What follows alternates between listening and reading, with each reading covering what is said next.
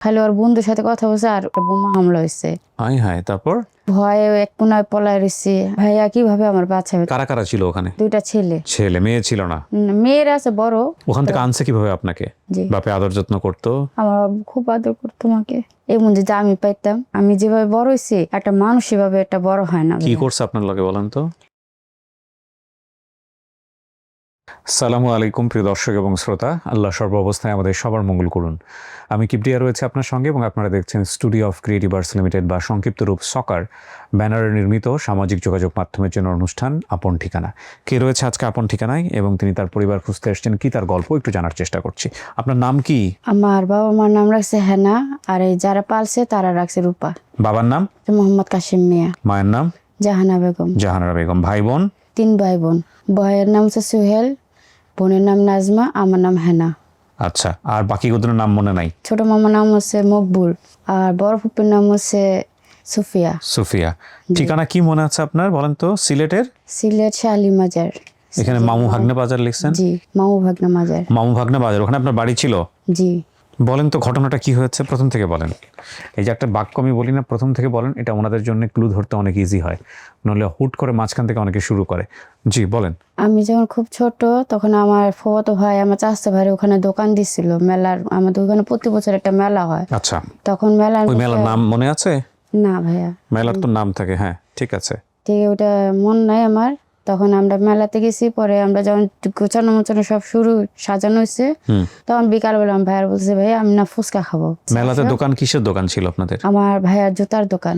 জুতার দোকান ছিল? জি। আচ্ছা, হ্যাঁ ফুচকা খাবো, তারপর? তখন ভাইয়া বলছে আচ্ছা ঠিক আছে তুমি দোকানে বসো, আমি আমার একটা বন্ধুর সাথে কথা বললে তারপর তোমার ফুচকা এনে দিতেছি। আচ্ছা। ভাইয়া খালি ওর বন্ধুর সাথে কথা বলছে আর ওমন টাইমে আর কি একটা বোমা হামলা হয়েছে মেলার মধ্যে? জি। হাই হাই, তারপর? পরে আমি তো ভয়ে এক কোনায় পলায় রয়েছি, আর যখন দ্বিতীয় আরেকটা বোমা হয়েছে তখন আর মানুষ যার যার পথে দৌড়াদৌড়ি শুরু করছে সবাই? সবাই যখন দৌড়াদৌড়ি করতেছে হ্যাঁ। তখন আমি শুধু আমার ভাইয়া ডাকতেছি ভাইয়া আমার দর, ভাইয়া আমার বাঁচাও। তখন আমার ভাইয়া কিভাবে আমার বাঁচাবে, তখন ভাইয়া আর বাঁচাতে পারে না। অন্য একটা দোকানে যাই, পরে কান্না করতেছে অন্য জায়গায় যাইয়া। পরে আমাকে ওখান থেকে একটা মহিলা পাইছে। পরে আমার জিজ্ঞেস করতেছে তোমার আব্বু আম্মু, আমি বলতেছে আমার আব্বু আম্মুর কাছে যাবো। বলতেছে আচ্ছা ঠিক আছে তোমার কালকে সকালে তোমার আব্বু আম্মুর কাছে নিয়ে যাবো। পরে আমাকে আর আমার আব্বু আম্মুর কাছে নিয়ে যায় না, উনি ঢাকায় নিয়ে আসছে। আর ওনারা ওখানে গেল কিভাবে? ওনারাও বলে ওখানে মেলায় ঘুরতে গেছিল। আচ্ছা, ওখান থেকে আনছে কিভাবে আপনাকে? আমি যখন বলতেছে আমি আব্বু যাব আমার আম্মু যাব, হ্যাঁ। তখন বলতেছে আচ্ছা ঠিক আছে তোমার আব্বু আম্মুর কাছে সকালে আমরা নিয়ে যাব। এই আমরা বলতে কারা কারা ছিল ওখানে? ওখানে ওনার একটা মেয়ে, ওনার হাজবেন্ড। তারপর এটা আপনাকে নিয়ে কি দিয়ে আসলো? ঢাকাতে কি দিয়ে আসলো? হেঁটে চলে আসছে নাকি রিক্সা নিয়ে আসছে নাকি গাড়িতে আসছে? ট্রেন উঠছে। ট্রেনে উঠছে? ট্রেনে উঠে কতক্ষণ লাগছে আসতে? যেমন আজকে রাতে গাড়িতে উঠছি, কালকে সকালে 5টা বাজে নামাইছে। আচ্ছা। আমি যখন ঘুম থেকে উঠছি তখন আমি বলছি আমি আব্বু যাব। হ্যাঁ।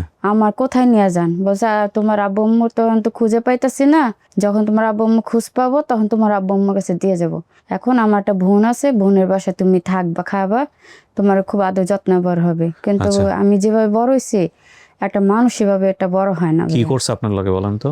আমার সাথে অনেক খারাপ ব্যবহার করছে, যেমন? কাজ করাইছে, আবার আমার ভালো মন্দ কোন খাবার খাইতে দেন নাই। আমি যদি বলতাম যে আমার একটু ভালো মন্দ খাবার দেন, তখন ওনারা আমাকে বলতো যে তুই কি আমাদের কি আপন কেউ, তুই আমাদের সব। ঢাকায় নিয়ে আসছে? জি।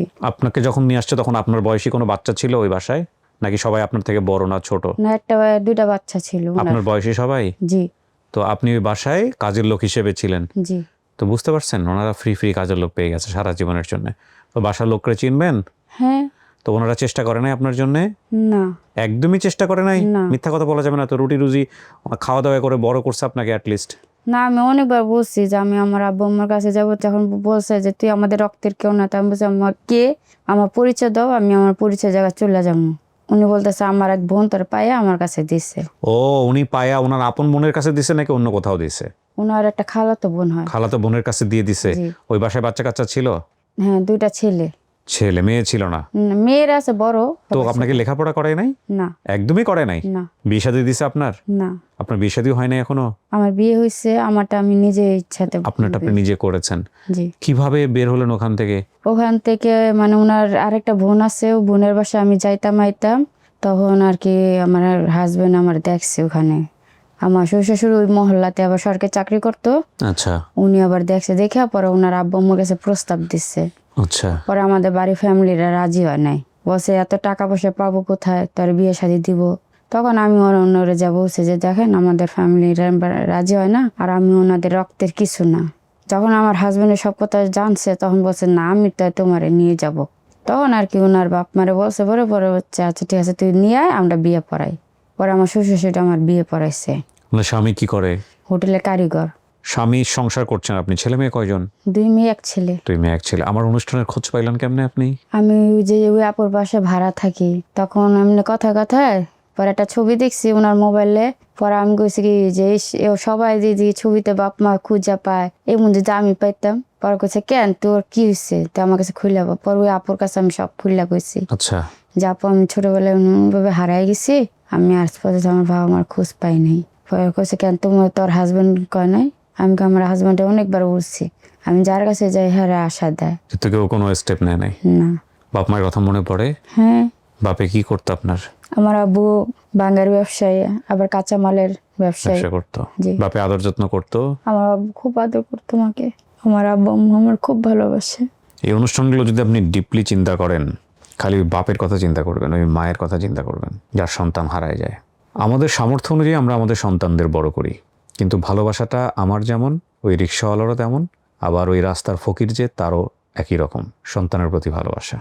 ও ওর সামর্থ্য অনুযায়ী দেয়, ও নিরুপায় হয়ে মানুষের বাসায় কাজের জন্য দেয়, ও নিরুপায় হয়ে কেয়ারলেস হয়। আমরা আমাদের সামর্থ্য অনুযায়ী চেষ্টা করে আমাদের বাচ্চাদেরকে বড় করি, কিন্তু আদরের কোনো কমতি নাই। Exception cannot be the example. Exception আপনি যদি বলেন একজন খারাপ বাবা খারাপ মা, দ্যাটস এ ডিফারেন্ট থিং।